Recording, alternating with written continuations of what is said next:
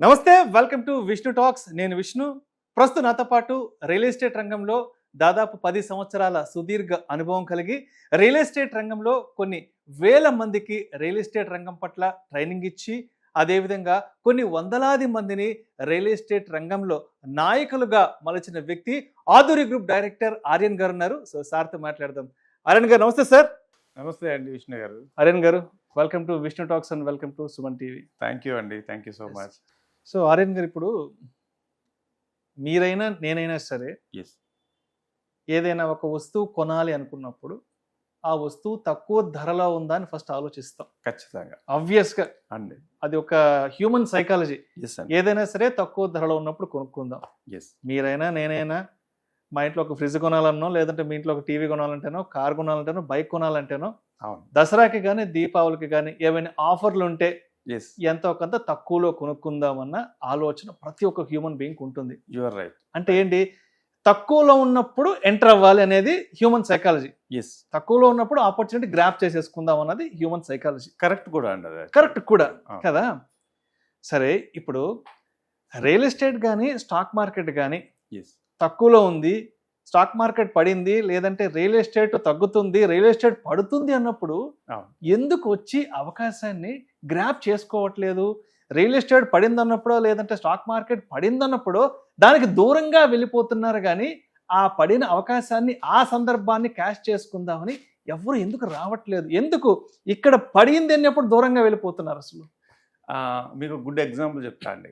ఏదైనా హోటల్ ఉందనుకుందాం. ఓకే, మన హ్యూమన్ సైకాలజీ ఎలా ఉంటుందంటే 10 మందితో కలకల్లాడితే మనం కూడా తినాలనిపిస్తుంది. ఈవెన్ ఎంత మంచి హోటల్ అయినా అక్కడ పర్సన్ ఎవరు కనిపించలేదు అనుకోండి, కనిపించకపోతే అది అందులో బాగోదు అనే మన ఫీలింగ్ ఉంటుంది. అంటే ఈగలు తోలుకుంటూ ఖాళీగా ఈ మాట వస్తుంది. ఈ మాట వస్తుంది. ఈవెన్ అతను మంచి చెఫ్ అయినా, మంచి క్వాలిటీ ఆఫ్ ఫుడ్ ఇచ్చిన, ఇక్కడ కూడా ఏంటంటే మామూలు పడిపోయింది అన్నప్పుడు యాక్చువల్లీ దీంట్లో ఆపర్చునిటీ చూసే వాళ్ళు తక్కువ ఉన్నారు. ఎవరు పెట్టట్లేదు కాబట్టి మనం పెట్టట్లేదు, అందరూ పెట్టినప్పుడు మనం పెడదాం. ఈ మెంటాలిటీలో ఏమవుతుందంటే అందరూ పెట్టినప్పుడు పెట్టే టైంకి రేట్లు పెరిగిపోతాయి.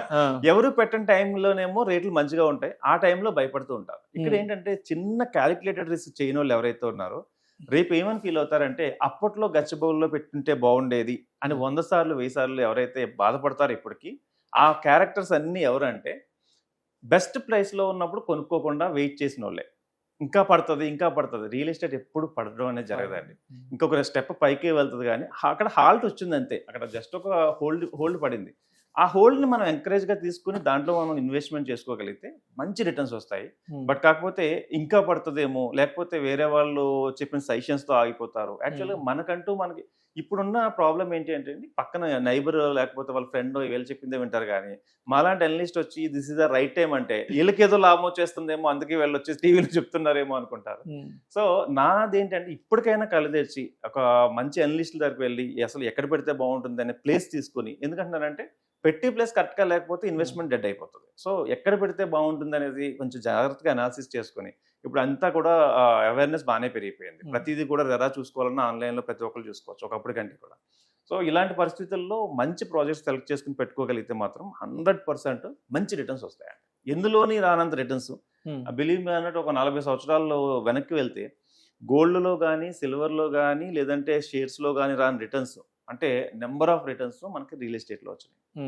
సో రియల్ ఎస్టేట్ని ఇప్పుడు ఒక పర్సన్ కోటీశ్వరుడు అని ఎలా ఐడెంటిఫై చేస్తారంటే, మీ దగ్గర ₹1,00,00,000 ఎన్ని కోట్లు ఉన్నా మీరు కోటీశ్వరులు కాలేరు, బట్ మీ దగ్గర ఉన్న ల్యాండ్ వాల్యూని కోటీశ్వరులను చేస్తుంది. ఆబ్వియస్లీ చాలా మంది ఏమనుకుంటారంటే నా దగ్గర ఒక 10 కోట్లు ఉంది కాబట్టి నేను కోటీశ్వరుని అనుకుంటారు. 100% ఈ రోజు ఈ 10 కోట్లు రేపటి రోజున, ఎందుకంటే డాలర్ వాల్యూ పడిపోయిందండి. ఓకే, అంటే 10 కోట్ల వాల్యూ ఒకప్పుడు ₹80 ఉండే డాలర్ 96 దాకా వచ్చింది. 10 కోట్ల వాల్యూ వాళ్ళకి తెలియకుండానే 8.5 crores. ఇంకా రేట్లు అయ్యి పెరిగిపోతే ఇంకా తగ్గిపోతుంది. కానీ ల్యాండ్కి ఆ ప్రాబ్లం లేదు, ల్యాండ్ ఇంకా పెరుగుతూనే ఉంటుంది. కాబట్టి నేను మీ ద్వారా అంటే జైక్ విష్ణు టాక్స్ వారు చెప్పేది ఏంటంటే invest on land, open plots మీద ఇన్వెస్ట్ చేసుకుంటే ఈ రోజు కాదు రేపటికైనా కూడా బెస్ట్ రిటర్న్స్ తీసుకుంటారు. ఫ్యూచర్కి మీరు ఇచ్చే గిఫ్ట్ ఏదైనా ఉందంటే అది రియల్ ఎస్టేట్ అండి. ఇంకా మీరు ఎంత డబ్బు ఇచ్చినా దాని మీద ఉండదు, వేరేది ఏది ఇచ్చినా కూడా వాళ్ళు అది ఉంచుతారా పాడు చేస్తారో తెలియదు. బట్ ల్యాండ్ అనేది తొందరగా సేల్ కూడా చేయలేరు, అదొక అడ్వాంటేజ్ కూడా. అంటే ఆ ల్యాండ్ అలా ఉండడం వల్లే సంవత్సరాలు ముందుకెళ్తుంది. సో ఇప్పుడున్న మార్కెట్ కండిషన్స్లో ఒకసారి మన తెలంగాణ హైదరాబాద్కు వచ్చేస్తే Yes. సో ఇప్పుడు మోస్ట్ హాట్ ఇన్వెస్ట్మెంట్ హబ్స్ ఏ ఉన్నాయి హైదరాబాద్కి సంబంధించి, ఈస్ట్ కానీ వెస్ట్, నార్త్, సౌత్ డైరెక్షన్స్లో Yes. ద బెస్ట్ ప్లేసెస్ అంటే ఎక్కడ ఉన్నాయి? సో మీకు బెస్ట్ హబ్స్ చెప్పాలంటే నేను టాప్ 5 హబ్స్ మనం ప్లాన్ చేద్దామండి. ఫస్ట్ వచ్చేసి Shadnagar is the best hub అండి, ఫస్ట్ ప్రయారిటీ. ఎందుకు షాద్ నగర్ ఒక బెస్ట్ హబ్ అని చెప్తున్నా అంటే, ఒకటి ఇంటర్నేషనల్ ఎయిర్పోర్ట్ ఉంది అక్కడ, అండ్ సెకండ్ వచ్చేసి అక్కడి నుంచి ఎక్కడ ఓఆర్ఆర్ ఎగ్జిట్ నెంబర్ 16 నుంచి చూసుకుంటే చాలా కంపెనీస్ ఉన్నాయి, అండ్ పెద్ద పెద్ద ఇన్స్టిట్యూషన్స్ ఉన్నాయి, కన్హా శాంతివనం లాంటిది కానీ, లేకపోతే సింబియోసిస్ యూనివర్సిటీ కానీ. అండ్ ఇంకొకటి ఏంటి అంటే షాద్నగర్కి ఉన్న అడ్వాంటేజ్ రోడ్డు ఫెసిలిటీస్ బాగుంటాయి, అండ్ ట్రైన్ ఫెసిలిటీ బాగుంటుంది, అండ్ ఎయిర్పోర్ట్ దగ్గరగా ఉన్నది. ఇవి కాకుండా ఫ్యూచర్లో టెర్మినల్ రాబోతుంది, హై స్పీడ్ రైల్వే టెర్మినల్ కూడా శంషాబాద్కి రాబోతుంది. దీనివల్ల కూడా ఆ ఏరియాస్ అన్ని బాగా డెవలప్ అవుతాయి. సో షాద్ నగర్లో మీరు ఎవరైనా ఇన్వెస్ట్ చేయాలనుకుంటే, తక్కువలో ఇన్వెస్ట్ చేయాలనుకుంటే షాద్ నగర్ స్టార్టింగ్ దగ్గర నుంచి బాలానగర్, జడ్చల్ వరకు ఇన్వెస్ట్ చేయొచ్చు. ఈ ఏరియాస్లో మనకి ఇప్పుడు అఫోర్డబుల్ రేట్స్లో ఉన్నాయి. ఎవరైతే తక్కువ బడ్జెట్లో 15 లక్షలు 20 లక్షల్లో కూడా బడ్జెట్ పెట్టుకోవాలనుకున్న వాళ్ళకి మంచి రిటర్న్స్ ఇచ్చే ప్లేస్ ఇది.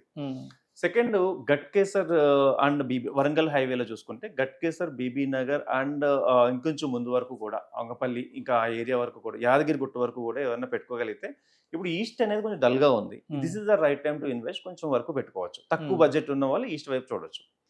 అండ్ శంకర్పల్లి ఆ సైడ్ ఎవరైనా ఇన్వెస్ట్ చేద్దాం అనుకుంటే, శంకర్పల్లి, మోకిలా ఇటు సైడ్ ఇన్వెస్ట్ చేద్దాం అనుకుంటే, ఎలాంటి వాళ్ళు ఇన్వెస్ట్ చేయాలంటే ఫ్యూచర్లో దీని మీద రిటర్న్స్ ఎక్స్పెక్ట్ చేసే వాళ్ళు చేయకూడదు. ఇల్లు కట్టుకుని ఉందాం అనుకున్న వాళ్ళు ఎవరైనా ఉంటారు అనుకుంటే ఆ ఏరియాస్ అయితే బెస్ట్ అండి. శంకర్పల్లి కానీ, మోకిలా కానీ ఈ ఏరియాస్లో మంచిగా ఉంటుంది.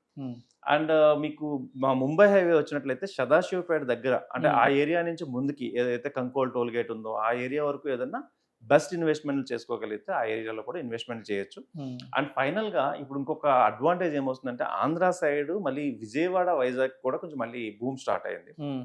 వైజాగ్లో భోగాపురం ఎయిర్పోర్ట్ని బేస్ చేసుకుని మంచి ప్రాజెక్ట్స్ వస్తున్నాయి. This is the right time, ఎందుకంటే వన్స్ ఎయిర్పోర్ట్ అక్కడ ఫెసిలిటేట్ అయిపోయిన తర్వాత రేట్లు ఖచ్చితంగా పెరుగుతూ ఉంటాయి. సో ఎవరైనా అంటే దీన్ని ఎలా అంటే పోర్ట్ఫోలియో మేనేజర్గా నేను ఏం చెప్తానంటే, ₹1,00,00,000 మీ దగ్గర ఉంది అంటే దాన్ని డైవర్సిఫై చేసుకుని ఎక్కడ పెట్టుకుంటే బాగుంటుంది అనేది ఆలోచించి పెట్టుకోగలిగితే రిటర్న్స్ ఆల్వేస్ గుడ్ ఉంటాయండి, చాలా బెస్ట్ వస్తాయి మనకి. ఓకే, సో ఆర్యన్ గారు ఇప్పుడు 2026 మిడ్లో ఉన్నాం కదా. ఎస్, ఇప్పుడు కూడా రియల్ ఎస్టేట్లో హైదరాబాద్ చుట్టుపక్కల ఇన్వెస్ట్ చేస్తే మంచిదా కాదా, ఇన్వెస్ట్ చేద్దామా వద్దా అన్న డైలమాలో ఉండేవాళ్ళు ఎస్, ఒక 5 సంవత్సరాల తర్వాతకి వెళ్తే అప్పుడు ఏం మిస్ అయ్యామని ఫీల్ అవుతారు? ఖచ్చితంగా ఇన్వెస్ట్మెంట్ తక్కువగా ఉన్నప్పుడు పెట్టుకోలేని ఎవరైతే ఉంటారో, మరి ఇంకొకటి ఏంటంటే గచ్చిబౌలిని మిస్ అయితే ఎలా అనుకున్నారో, ఇప్పుడు కూడా షాద్ నగర్ మిస్ అయితే అలానే అనుకోవాలి. అంటే మేజర్లీ ఎందుకంటే రీజనల్ రింగ్ రోడ్ అనేది గేమ్ చేంజర్ కాబోతుంది. రీజనల్ రింగ్ రోడ్ అనేది ఒకసారి ఓఆర్ఆర్ లాగా స్టార్ట్ అయితే, అంటే 4 years తర్వాత కానీ 5 years తర్వాత కానీ ఆ ఏరియాలో రేట్లు లక్షల్లోకి వెళ్ళిపోతాయి. ఇప్పుడు అంతా వేలల్లోనే ఉన్నాయి.